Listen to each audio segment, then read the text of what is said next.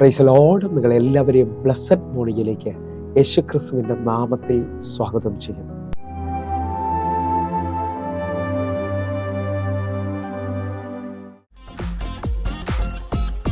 ഈശോരുവാതി തുറന്നാൽ ആർക്കും അടപ്പാനാവുകില്ല. ഈശോരുവാതിലടച്ചാൽ ആർക്കും തുറപ്പാനാവുകില്ല. ഈശോരുവാതി തുറന്നാൽ ആർക്കും അടപ്പാനാവുകില്ല. ഈശോരുവാതിലടച്ചാൽ ആർക്കും തുറപ്പാനാവുകില്ല. തുറന്നിടുമേ വാതി തുറന്നിടുമേ, എനിക്കായി വാതി തുറന്നിടുമേ. അടച്ചിടുമേ വാതിലടച്ചിടുമേ, വൈരിൻ വാതിലടച്ചിടുമേ.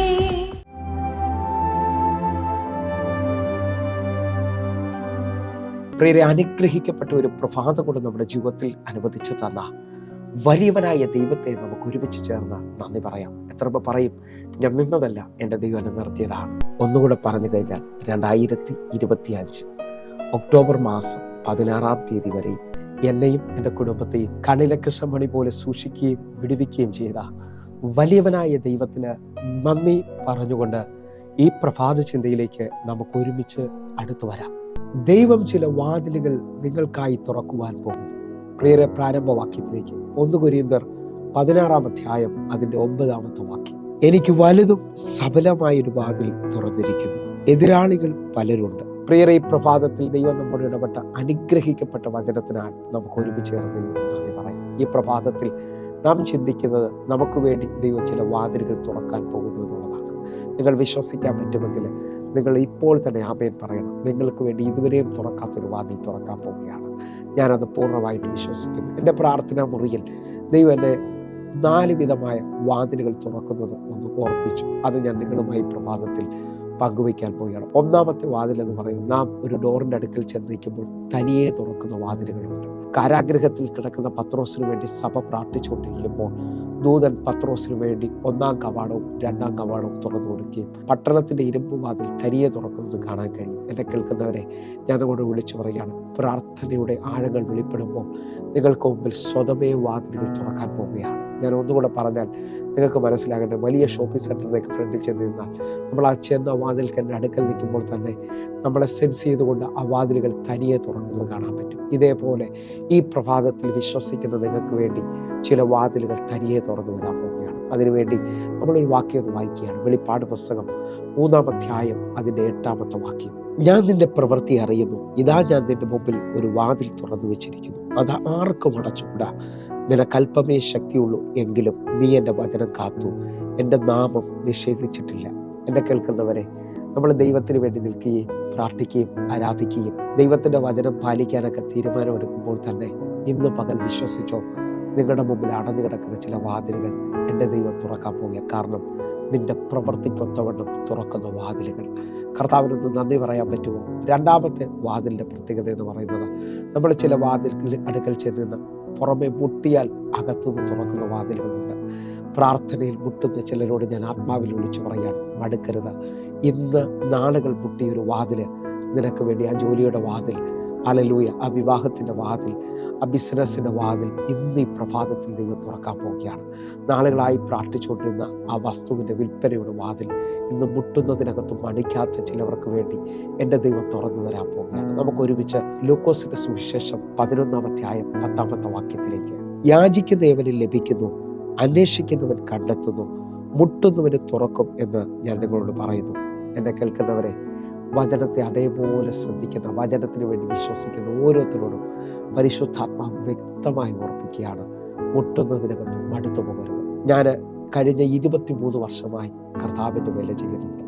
ഈ 23 വർഷങ്ങളിൽ അനേക ജീവിതങ്ങളെ ഞാൻ കണ്ടിട്ടുണ്ട്.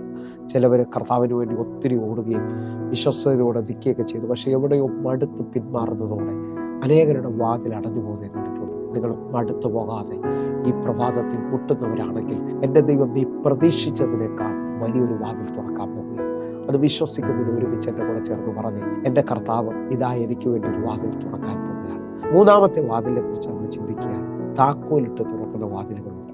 നിങ്ങൾ വിശ്വസിക്കുന്നവരാണെങ്കിൽ ദൈവവുമായിട്ടൊരു അടുത്തൊരു ബന്ധവും ദൈവത്തെക്കുറിച്ച് മറ്റുള്ളവർക്കില്ലാത്തൊരു വെളിപ്പാട് നിങ്ങളുടെ വെളിയിൽ ദൈവം പകരുന്നുണ്ടെങ്കിൽ ഇതാ നിന്റെ വെളിയിൽ സ്വർഗരാജ്യത്തിൻ്റെ താക്കോൽ കൈമാറാൻ പോവുകയാണ്. ദാവീദിൻ്റെ താക്കോലുള്ളവൻ ഇതാ, അവൻ തുറന്നാൽ അത് ആർക്കും അടയ്ക്കാൻ കഴിയത്തില്ല. നിനക്ക് വേണ്ടി ഒരു താക്കോലിൻ്റെ കൈമാറ്റം ഈ പ്രഭാതത്തിൽ ദൈവം കൈമാറുകയാണ്.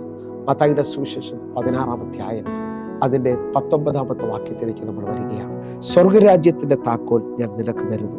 നീ ഭൂമിയിൽ കെട്ടുന്നതൊക്കെയും സ്വർഗത്തിൽ കെട്ടപ്പെട്ടിരിക്കും, നീ ഭൂമിയിൽ അഴിക്കുന്നതൊക്കെയും സ്വർഗത്തിൽ അഴിഞ്ഞിരിക്കുമെന്ന് ഉത്തരം പറഞ്ഞു. പത്രോസ് അപ്പോസ്തലനെ കുറിച്ചുള്ള ആഴമേറിയ വാക്യമാണിത്.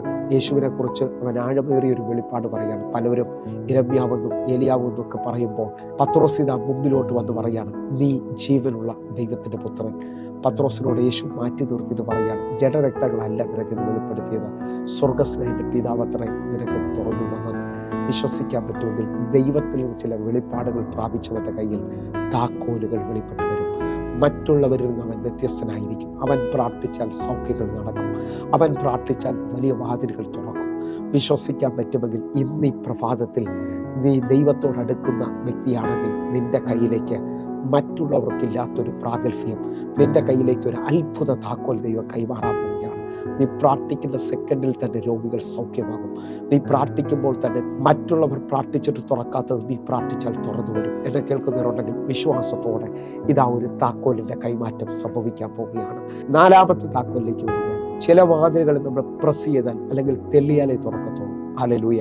നിങ്ങൾ കണ്ടിട്ടുണ്ടോ എന്നറിയത്തില്ല. ചില വാതിലുകൾ തെള്ളിയാലേ തുറക്കത്തുള്ളൂ, അല്ലെങ്കിൽ നമ്മളൊന്ന് പ്രസ് ചെയ്താൽ അത് തുറന്നു വരും. ഇതേപോലെ ഞാൻ വിശ്വസിക്കുകയാണ്, ഈ പ്രഭാതത്തിൽ നീ നിന്റെ കൈയടി നിർത്തിയില്ലെങ്കിൽ, കാരാഗ്രഹത്തിൽ പൗലോസും ശീലാസും അടികൊണ്ട് മുറിവേറ്റു കഷ്ടതയുടെ അനുഭവത്തിലായിരുന്നു. പക്ഷെ അവർ സ്തുതിക്കാൻ മറന്നില്ല, അവർ ആരാധിക്കാൻ മറന്നില്ല. അവർ അർദ്ധരാത്രിയിലും പ്രാർത്ഥിച്ചുകൊണ്ടിരിക്കുമ്പോൾ കാരാഗ്രഹത്തിൻ്റെ വാതിലുകൾ അവർക്ക് വേണ്ടി ദൈവം തകർത്ത് കളയുകയാണ്. ഇതാ നിങ്ങൾ വിശ്വസിക്കാൻ പറ്റുമെങ്കിൽ ദൈവരാജ്യം ബലാത്കാരികൾക്കുള്ളതാണ്. വിശുദ്ധ മത്തായി എഴുതിയ സുവിശേഷം 11-ാം അധ്യായം അതിൻ്റെ 12-ാമത്തെ വാക്യത്തിലേക്ക്, യോഹന്നാൻ സ്നാപകന്റെ നാൾ മുതൽ ഇന്നുവരെ സ്വർഗരാജ്യത്തെ ബലാത്കാരം ചെയ്യുന്നു, ബലാത്കാരികൾ അതിനെ പിടിച്ചടക്കുന്നു. എന്നെ കേൾക്കുന്നവരുണ്ടെങ്കിൽ ഒരുമിച്ച് എൻ്റെ കൂടെ ചേർന്ന് പറഞ്ഞ്, ബലാത്കാരികൾ അതിനെ പിടിച്ചടക്കുകയാണ്.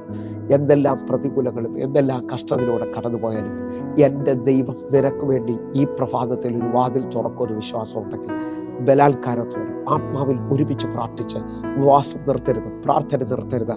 നിന്റെ ബലാത്കാരത്താൽ, നിന്റെ മേളിൽ വ്യാപരിക്കുന്ന ബലത്താൽ, വിശ്വസിക്കുന്നവന് വേണ്ടി വ്യാപരിക്കുന്ന ദൈവത്തിൻ്റെ ശക്തി ഇതാ നിനക്ക് വേണ്ടി വ്യാപരിക്കാൻ പോവുകയാണ്.